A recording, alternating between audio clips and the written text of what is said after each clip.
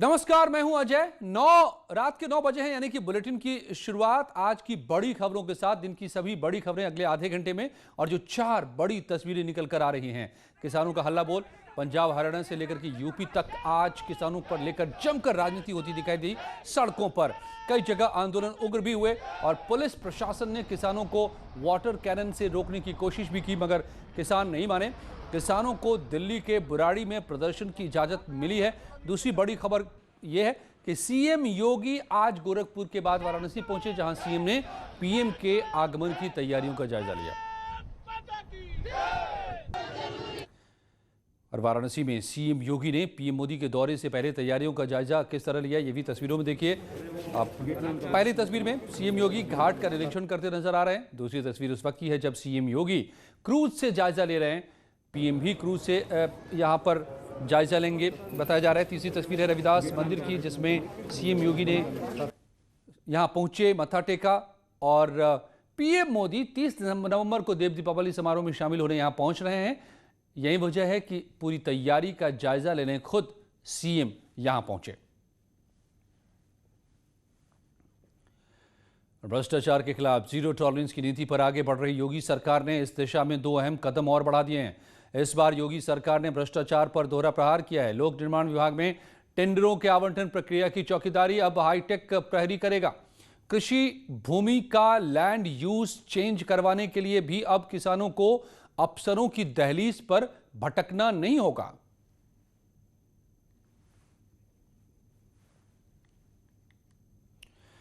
आज पंजाब हरियाणा से लेकर यूपी तक किसानों का जबरदस्त प्रदर्शन दिखा।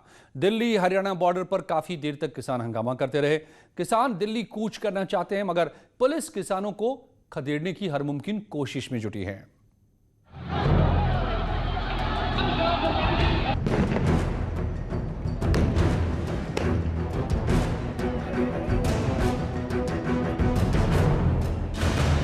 किसानों पर आंसू गैस के गोले,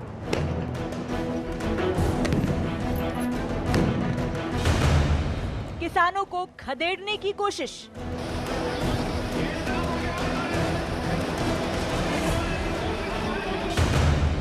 दिल्ली हरियाणा बॉर्डर पर हंगामा।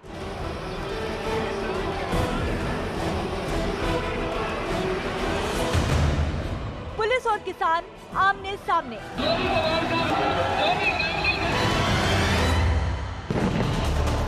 दिल्ली हरियाणा के टिकरी बॉर्डर पर आंसू गैस के गोलों की जो बरसात शुरू हुई, वो काफी देर तक जारी रही। कई बार पुलिस ने किसानों से वापस जाने की अपील की, लेकिन जब किसान नहीं माने तो पुलिस ने उन्हें तितर बितर करने के लिए आंसू गैस के गोले दागने शुरू कर दिए।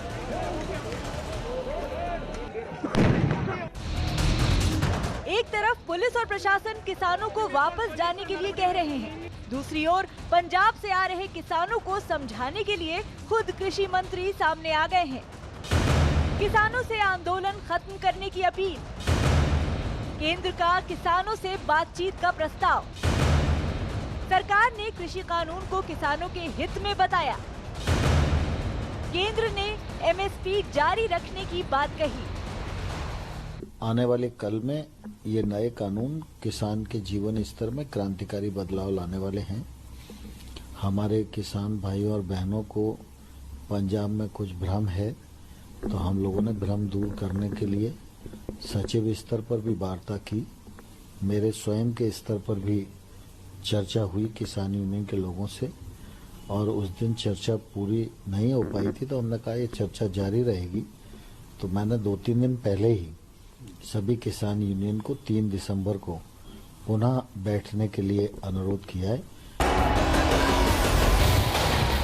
एक तरफ सरकार किसानों से आंदोलन छोड़कर बातचीत करने की अपील कर रही है, तो दूसरी ओर किसान कृषि कानूनों को वापस लेने पर अड़ गए हैं। दिल्ली में घुसने के लिए किसानों ने अपनी पूरी ताकत झोंक दी है। भारी संख्या में तैनात पुलिस ने कहीं पर किसानों को हटाने के लिए वाटर कैनन का इस्तेमाल किया, तो कहीं पर आंसू गैस के गोले छोड़े। दिल्ली के सिंघू बॉर्डर पर तो बहुत देर तक दोनों तरफ से जोर आजमाइश का दौर जारी रहा। पुलिस ने ट्रक और खुदाई करने वाली मशीन लगाकर रास्ता बंद किया तो किसान अपने ट्रैक्टर से उसे हटाने की तरकीबें भिड़ाने लगे। इस बीच कांग्रेस ने किसानों के आंदोलन को अपना समर्थन जारी कर दिया।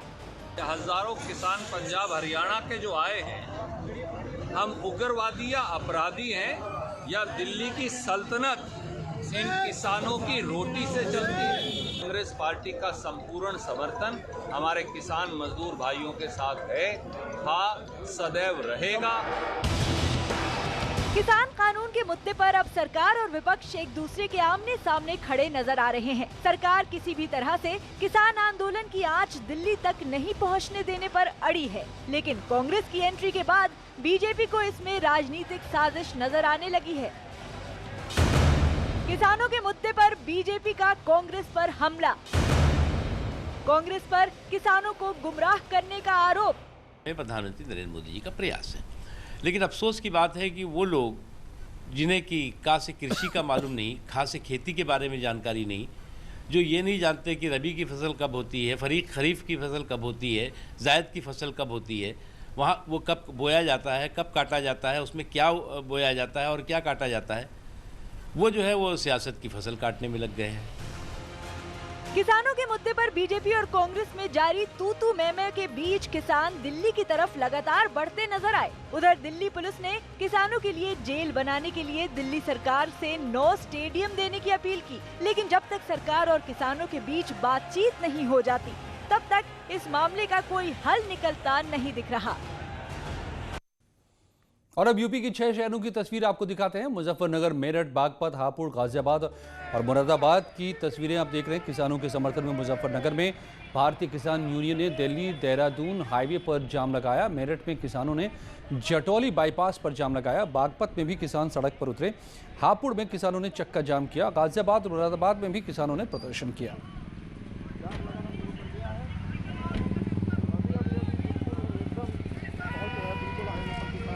और जिस कृषि सुधार कानून को लेकर ये पूरा हंगामा बरपा है, उस पर केंद्रीय मंत्री प्रकाश जावड़ेकर ने न्यूज़ 18 से एक्सक्लूसिव बातचीत की है। उन्होंने कहा है कि किसानों के हित में है ये कानून।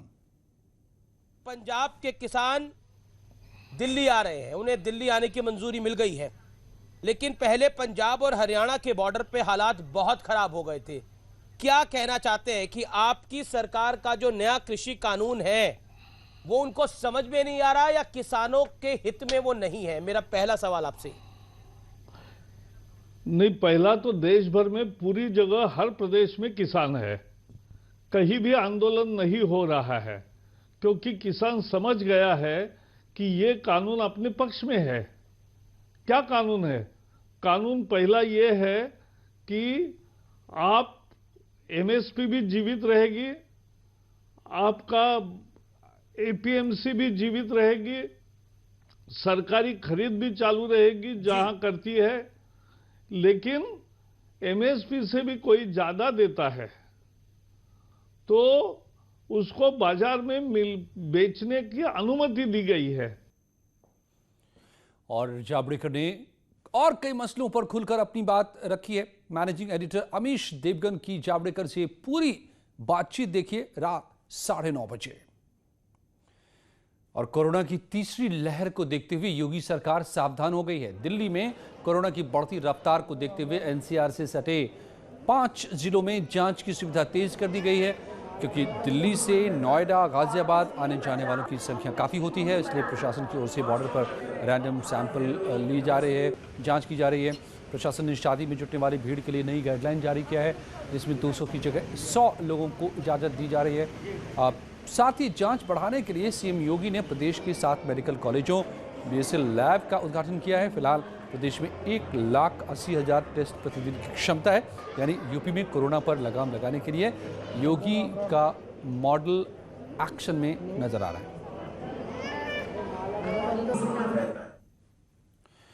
और 14 जनवरी से शुरू होने जा रहे सबसे बड़े धार्मिक मेले माघ मेले में कोविड जांच रिपोर्ट लाने पर ही एंट्री दी जाएगी। प्रयागराज मेला प्राधिकरण की बैठक में यह फैसला लिया गया कि संतों कल्पवासियों की रिपोर्ट जब नेगेटिव होगी तभी मेले में एंट्री मिलेगी। इसके साथ ही शिविरों में हर हफ्ते होगा कोरोना सर्वे, पखवाड़े में के भीतर एंटीजन टेस्ट कराया जाएगा। तो माघ मेले में अगर पहुंचना है, कल्पवासियों को पहले कोरोना नेगेटिव की रिपोर्ट दिखानी होगी, यानी कोरोना जांच करवाने के बाद ही उसकी रिपोर्ट के साथ ही यहां पर एंट्री होगी।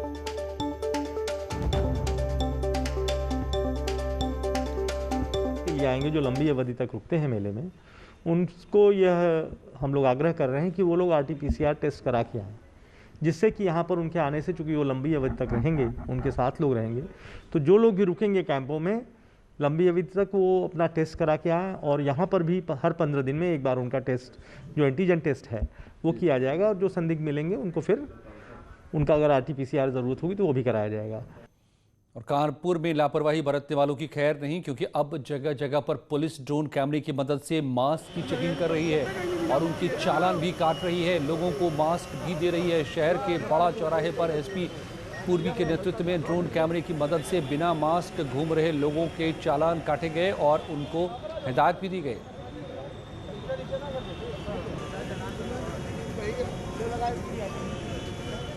इन्फोर्स कराने के लिए मैनुअली तौर पर चेकिंग कर रहे हैं। साथ ही साथ हम लोगों ने ड्रोन से भी सर्विलांस प्रारंभ किया है। और जनरली हम कानपुर के 3 या 4 थाना क्षेत्रों में पर डे हम लोग इससे चेकिंग कराते हैं। प्रत्येक SP अपने अपने एरिया में 3 या 4 थाने कवर कर रहे हैं, तो लगभग पर डे शहर में लगभग 9 या 10 थाना क्षेत्रों में ड्रोन से हम लोग सर्विलांस कर रहे हैं। कोरोना के बढ़ते मामले को देखते हुए न्यायालय के आदेश के बाद जिन 6 शहरों में ड्रोन से निगरानी होगी, उसमें कानपुर भी है। इस वक्त मैं कानपुर के बड़े चौराहे पर खड़ा हूँ। आप देख सकते हैं ड्रोन के माध्यम से चालानों को काटने की प्रक्रिया की शुरुआत हो चुकी है। पुलिस की मौजूदगी में ये चालान काटे जा रहे हैं और इसकी मॉनिटरिंग की जाए। साथ के साथ जो रिबन निकल रहा है उसके साथ ठीक सामने आप देखिए कि जैसे ही मॉनिटर हुआ उसके बाद से सब इंस्पेक्टर यहाँ मैनुअली उसका चालान काटी जा रहा है और उनको मास्क भी प्रोवाइड किया जा रहा है। यानी कहीं ना कहीं अब मास्क ना लगाने वालों की खैर नहीं, क्योंकि पुलिस की नज़र जहां एक और ज़मीन पे है तो वहीं ड्रोन के माध्यम से वो लोग चिन्हित किए जाएंगे जो समाज के लिए दोषी माने जा रहे हैं। जर्नलिस्ट आशीष कांडे के साथ अमित गंजू, न्यूज़ 18 कानपुर। और देश में कोरोना महामारी की संकट तेजी से बढ़ता नजर आ रहा है। ऐसे में कोरोना वैक्सीन से सभी को उम्मीदें बंधी हैं।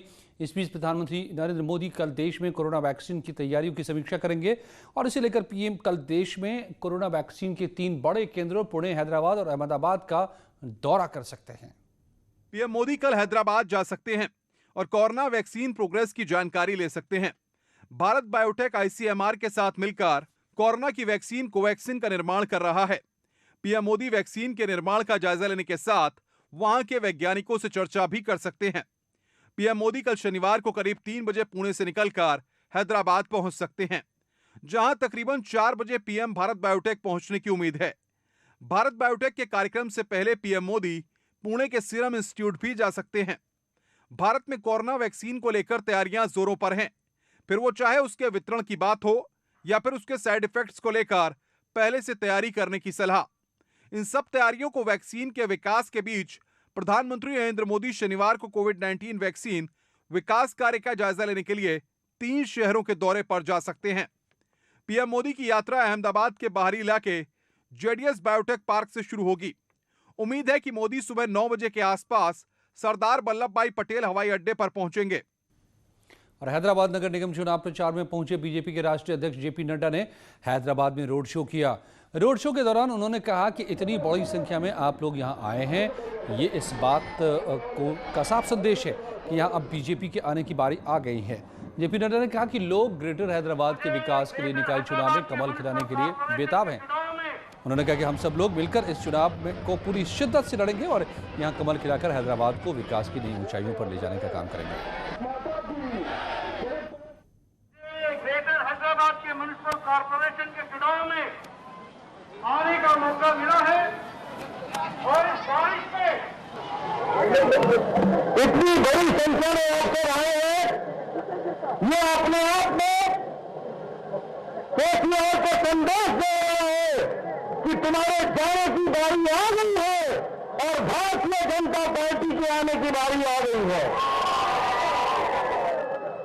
मित्रों, इस बारिश में भी आप सब लोग ग्रेटर हैदराबाद के विकास के लिए म्युनिसिपल कॉर्पोरेशन में कमल खिलाने के लिए आतुर है आप सिरे से भ्रष्टाचार को नकार रहे हैं और आप मोदी जी के नेतृत्व वाले विकासवाद को बढ़ाने का काम हैदराबाद में कर रहे हैं। आपको कोटि कोटि नमस्कार, आपको कोटि कोटि धन्यवाद। आपको बताएं कि कल सीएम योगी आदित्यनाथ भी हैदराबाद जाएंगे और यहां चुनाव प्रचार करेंगे। और रामपुर से समाजवादी पार्टी के सांसद आजम खां की मुसीबतें थमने का नाम नहीं ले रही हैं। जल निगम भर्ती घोटाले की जांच कर रही है एसआईटी की जांच में आजम खां को दोषी पाया गया है। एसआईटी ने सीतापुर जेल में आजम खां के लिए वारंट भी दाखिल किया था। सीतापुर में जिला कारागार में पिछले कई महीनों से बंद सांसद और पूर्व मंत्री आजम खान की मुश्किलें और बढ़ सकती हैं। जल निगम भर्ती घोटाले के मामले में आरोपी मानते हुए एसआईटी ने उनके लिए जिला कारागार में वारंट भी दाखिल किया है। सपा सरकार में जब सांसद आजम खान मंत्री थे उस वक्त जल निगम में एक भर्ती हुई थी। भर्ती में घोटाले की आशंकाओं को देखते हुए जांच चल रही थी। जांच के लिए एसआईटी गठित की गई। एसआईटी इस मामले की जांच कर रही थी। एसआईटी ने पूर्व मंत्री आजम खान को दोषी मानते हुए उन्हें इस मामले में मुलजिम बनाया है। अब एसआईटी की तरफ से वारंट भी जिला कारागार में दाखिल किया गया है। पूर्व मंत्री व सांसद आजम खान अपनी पत्नी तंजीन फातिमा, बेटे अब्दुल्ला आजम के साथ सीतापुर जेल में पिछले कई महीनों से बंद हैं। कुछ ही पलों में दिन की और बड़ी खबरें। स्वागत है आपका एक बार फिर से। किसानों का दिल्ली मार्च हो रहा है। मेरठ में किसान कल करेंगे मेरठ से दिल्ली मार्च, जो खबर निकल कर आ रही है। किसानों ने घेराव किया, टोल को बंद कराया। कई जिलों के किसानों ने जाम लगाया है। नए कृषि कानून के खिलाफ ये किसानों का आंदोलन सड़क पर है। मेरठ की तस्वीर।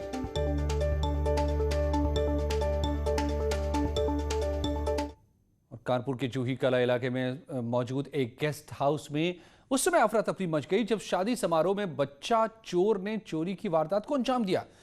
नाबालिग बच्चों ने गेस्ट हाउस से जेवरात और नकदी से भरा बैग गायब कर दिया। चोरी की घटना को अंजाम देने के तुरंत बाद वो वहां से रफू चक्कर हो गया। गेस्ट हाउस में लगे सीसीटीवी कैमरे में ये वारदात कैद हो गई। सीसीटीवी फुटेज में नाबालिग चोर और उसके 2 साथी नजर आ रहे हैं। सीसीटीवी फुटेज के आधार पर पीड़ित परिवार ने बर्रा थाने में शिकायत दर्ज कराई है।